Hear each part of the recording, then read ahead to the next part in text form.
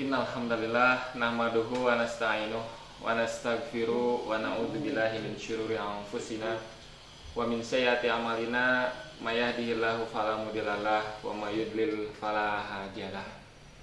Asyhadu an la ilaha illallah wa asyhadu anna Muhammadan abduhu wa rasuluhu alladzi la nabiyya ba'da, amma ba'du.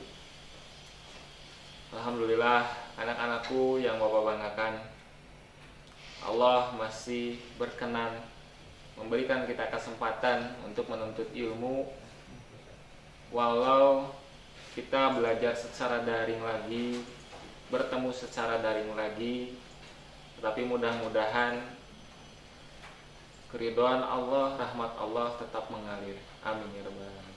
Anak-anakku yang Bapak banggakan, di pertemuan pertama kita sudah membahas apa yang disebut dengan akidah, apa yang disebut dengan akhlak. Ketika akidah yang kuat, akidah yang kokoh, tentu akan berbanding lurus dengan akhlak yang mulia. Tetapi ketika akidah atau iman kita lemah, akidah atau keyakinan kita penuh dengan ragu-ragu, maka akhlak kita pun akan ikut tergoyahkan. Contohnya seperti di pertemuan kemarin itu sahabat Sa'labah. Beliau sahabat yang taat, beliau sahabat yang sering beribadah, rajin beribadah, namun gagal karena ketika Allah mengujinya dengan kekayaan, yang mana ujian itu malah diminta oleh Sa'labah untuk menjadi kaya. Sa'labah sengaja meminta dirinya ingin menjadi kaya, namun ternyata ketika Allah mengabulkan dia menjadi orang yang kaya, dia tidak mampu menahan godaan kekayaan, ujian kekayaan. Sehingga sahabat Sa'labah tidak lagi ke masjid bersama Nabi, bahkan tidak ikut sholat berjamaah dengan Nabi. Dan yang lebih parahnya lagi adalah ketika turun ayat tentang zakat, Sa'labah enggan mengeluarkan sebagian hartanya untuk membayar zakat. Naudzubillah min dzalik. Nah, anak-anakku yang Bapak banggakan, untuk pertemuan kedua ini yang ingin Bapak sampaikan adalah bagaimana mengimplementasikan, bagaimana melahirkan akidah dan akhlak sahabat Nabi Muhammad SAW di zaman millennials ini. Bagaimana generasi-generasi kita, generasi-generasi selanjutnya mampu menjadi sosok Uwais Al-Qarni, menjadi sosok seperti Umar bin Khattab, mampu menjadi sosok-sosok sahabat-sahabat yang lainnya, sehingga Allah Subhanahu wa Ta'ala, ketika kita memiliki akhlak yang baik, Allah tempatkan kita dengan Nabi Muhammad SAW.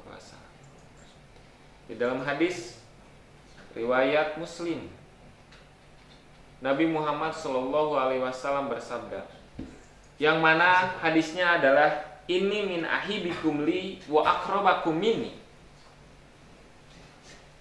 majlisan yaumal qiyamati ahlakul hasanah. Yang artinya adalah orang yang paling dekat dengan diriku, orang yang akan duduknya sejajar denganku pada hari kiamat, kata Nabi, adalah orang yang memiliki akhlak yang mulia. Bayangkan, orang yang memiliki akhlak mulia itu ketika di akhirat akan duduk sejajar dengan Nabi, duduk berdekatan dengan Nabi. Betapa mulianya orang yang memiliki akhlakul karimah gitu. Namun anak-anakku yang Bapak banggakan, berkaitan dengan hal tersebut, Bapak sangat miris ketika mencoba memahami generasi sekarang.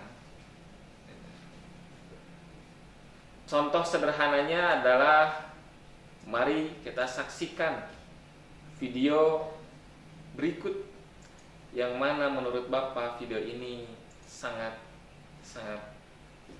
membuat hati Bapak sakit. Selamat menyaksikan.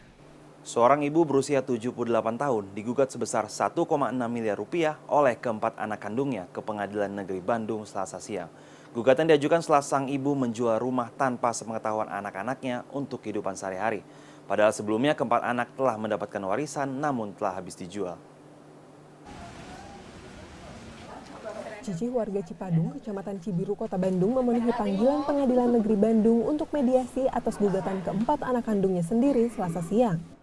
Gugatan keempat anak yang memperkarakan perempuan 78 tahun itu terjadi karena mereka mempersoalkan Cici yang menjual tanah peninggalan suaminya atau ayah dari anak-anaknya.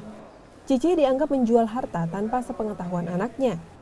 Jangan dilihat dari seorang anak yang mengajukan gugatan terhadap ibunya, akan tetapi ini perbuatannya.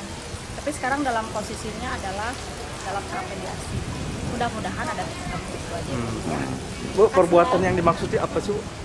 Ada warisan yang dijual tanpa persetujuan ahli waris lain. Sementara itu, Cici mengaku pasrah dengan gugatan yang dilayangkan keempat anaknya. Ya, ibu minta maafan aja ke anak. Siapa orang tua yang tidak memaafkan anaknya? Terus, orang tua apa namanya? Terus perbuatan anak-anak kayak gitu gimana ibu? Enggak apa-apa, biasa aja. Merasa sedih nggak Bu? Enggak, biar aja. Biar aja ya? Iya, biar dimaafkan aja. Cici terpaksa menjual rumah harta warisan almarhum suaminya untuk bertahan hidup. Uang penjualan rumah itu digunakan untuk menghidupi diri sendiri dan anak bungsunya serta cucunya yang tinggal serumah. Selama hidupnya anak-anak ini juga tidak memperhatikan orang tuanya, tidak menengok, ya kan, tidak memberikan nafkah kepada ibunya, sehingga dalam perjalanan ini, ya kan, ibunya ini berhutang terus kepada orang lain. Nah, karena hutang piutang ini, ya kan, tidak sanggup lagi, tidak ada lagi untuk membayar dan untuk biaya hidup nggak ada lagi. Oleh karena itu, ini ada tanah, sebagian dijual oleh ibu, ya kan, untuk menafkahi ibu sendiri dan cucu-cucu yang tinggal satu rumah dengan Ibu Cici, ya kan, termasuk penggugat juga, salah satu penggugat satu rumah. Walau sudah digugat anaknya, ibu beranak 5 itu mengaku akan mengikuti proses hukum yang berjalan. Tony Oktora, Bandung. Oke, anak-anakku sekalian, itu video sebuah berita yang sangat mencengangkan, di mana seorang anak, 4 orang anak yang menggugat ibunya, ibu kandung, hanya karena masalah sepele, hanya karena masalah yang fana, yaitu harta warisan. Padahal anak-anakku sekalian, ibu tersebut menjual hanya sebagian harta warisan yang ditinggalkan oleh suaminya. Mungkin saja tanah tersebut memang hak si ibu, tetapi kenapa anak-anaknya yang menggugat? Ibu itu pun menggunakan hasil penjualan dari tanah warisannya bukan untuk foya-foya, bukan untuk dihambur-hamburkan, melainkan untuk biaya hidup dirinya, anak bungsunya yang serumah, serta cucu-cucunya yang serumah. Karena ketiga anaknya itu tidak perhatian dan tidak memberikan kepedulian mereka, tidak membantu ekonomi ibunya. Tetapi ketika ibunya menjual warisannya, malah keempat anak yang tidak disangka adalah anak bungsunya yang tinggal serumah ikut menggugat ibunya. Namun dibilang ini zalik. Anak-anakku yang Bapak banggakan, harta bisa dicari, harta pasti bisa ketemu, harta bisa tergantikan. Tapi tentu saja sosok ibu hanya satu. Sosok ibu seumur hidup, selama hidup di dunia tidak akan pernah tergantikan. Meskipun beliau sudah meninggal, tentu beliau adalah ibu kita. Taatlah kepada apa yang ibu perintahkan kepada kita. Karena di dalam sebuah hadis mengatakan ridallah fi ridho walidain. Ridhonya Allah itu terdapat pada ridho kedua orang tua. Asallah fi asu walidain, dan murkanya Allah tentu juga terdapat dalam murkanya orang tua. Anak-anakku yang Bapak banggakan, Jangan sampai kita menyakiti hati orang tua. Taatlah kepada orang tua kita. Tetapi kalau orang tua menyuruh maksiat, maka kita berusaha untuk menghindarinya tanpa melukai hati perasaan seorang ibu. Kenapa demikian anak-anakku yang Bapak banggakan? Karena pernah ketika zaman Nabi Muhammad SAW ada seorang sahabat, ketika dia meninggal dunia dan Nabi hendak mengurus jenazahnya, Nabi Muhammad SAW mendapat bisikan dari malaikat Jibril bahwasanya jenazah ini tidak bisa dikuburkan seperti biasanya. Jenazah ini harus dikremasi atau dibakar. Kenapa? Karena ada satu dosa yang cukup berat dari anak ini, yang mungkin kalau misalkan dikubur seperti biasa, cara menghilangkan dosanya adalah nanti masuk neraka. Lalu Rasul SAW bertanya kepada ibunya, "Wahai ibu, dosa apa gerangan anakmu sehingga malaikat Jibril berbisik kepada?"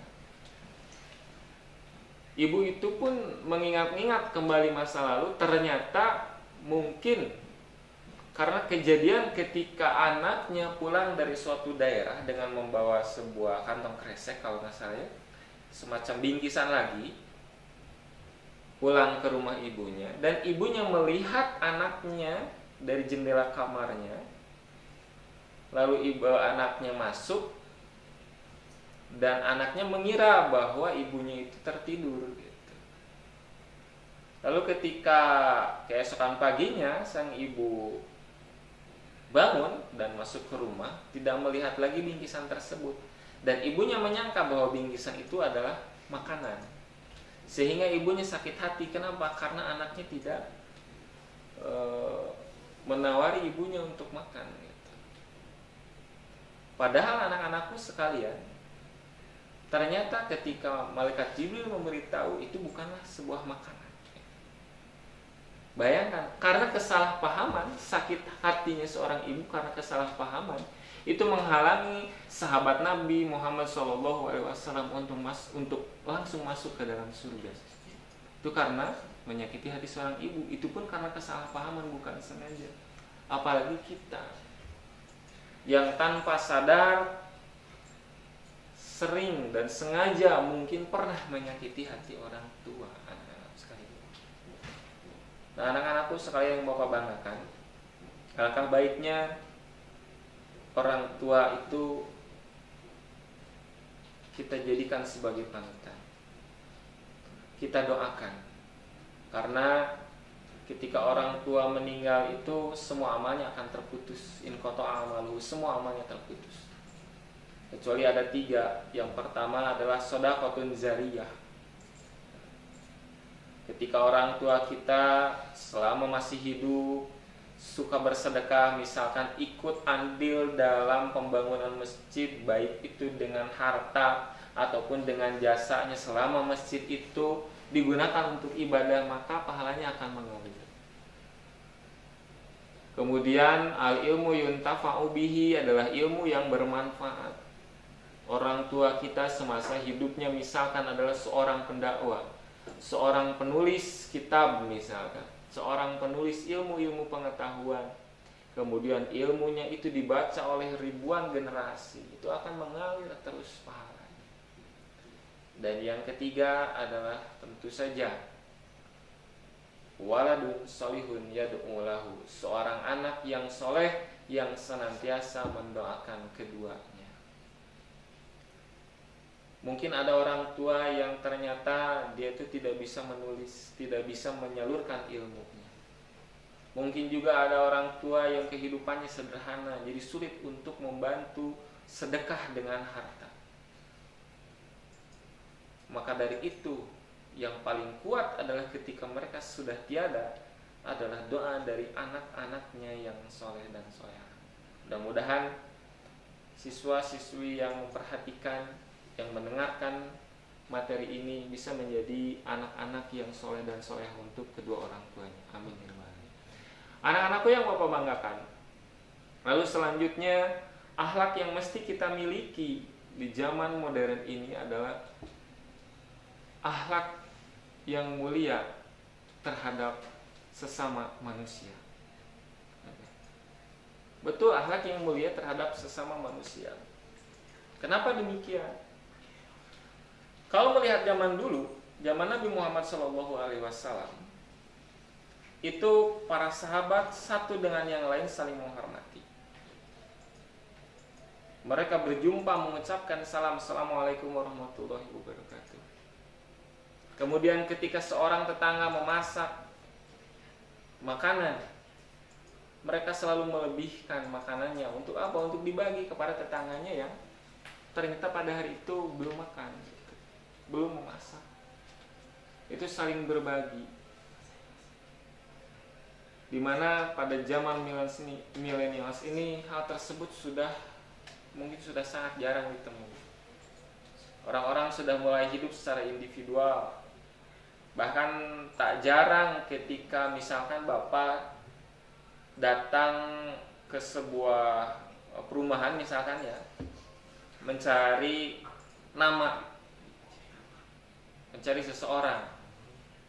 Kemudian bapak bertanya kepada warga di perumahan tersebut. Ternyata banyak yang tidak tahu. Padahal rumahnya itu hanya berbeda blok. Itu kan miris, tidak saling mengenal dengan satu lingkungan sendiri. Jangan sampai seperti itu. Nah, anak-anakku yang paling miris itu adalah di zaman sekarang, di mana orang-orang itu salah dalam pemahaman mengenai jihad, salah dalam pemahaman memperjuangkan agama Allah.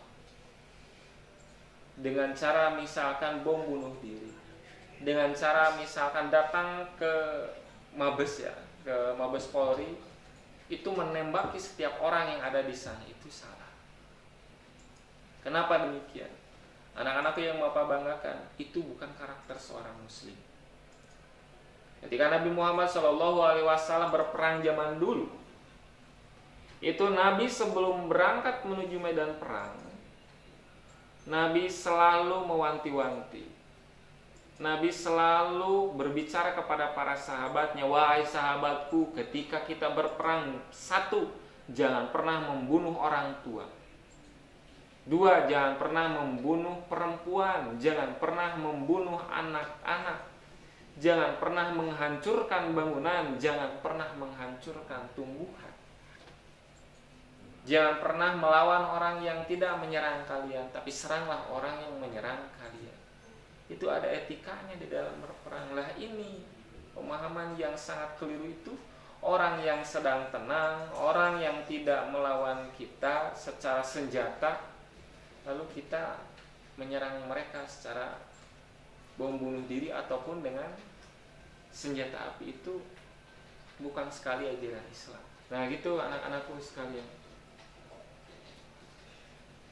Jadi Bapak harapkan kalian semua memiliki akhlak yang baik, akidah yang kuat. Hati-hati khususnya nanti kalian ketika masuk perguruan tinggi. Ketika kalian masuk perguruan tinggi, itu banyak sekali misionaris, kemudian pemahaman-pemahaman yang dapat membuat kalian pusing, membuat kalian bingung, sehingga menjauhkan kalian dari akidah dan akhlak yang lurus. Ya, di perguruan tinggi itu seperti itu. Maka ketika kalian nanti sudah lulus dari SMA, kalian carilah guru yang mana menurut kalian itu ini sudah cocok, ini pemahamannya bagus, ini dalilnya jelas, ini hadisnya sudah ada pasti. Konsultasi kepada seseorang tersebut. Nah begitu anak-anakku yang mau Bapak banggakan. Untuk itu sekali lagi harapan Bapak luar biasa besar kepada kalian. Mudah-mudahan kalian mampu menjadi the next Uwais Al-Qarni, mampu menjadi the next Umar bin Khattab, Abu Bakar, Utsman, dengan memiliki keteguhan akidah dan kemuliaan akhlak. Sehingga anak-anakku sekalian nanti ketika hari kiamat mampu bertemu, dikumpulkan kembali di surganya Allah Subhanahu wa taala dalam kondisi yang sehat dan selamat. Amin ya rabbal alamin. Anak-anakku, mungkin sekian yang dapat Bapak sampaikan. Mohon maaf apabila dalam penyampaiannya masih agak kurang jelas. Ditutup dengan doa Rabbana atina fid dunya hasanah wa fil akhirati hasanah wa qina adzabannar. Assalamualaikum warahmatullahi wabarakatuh.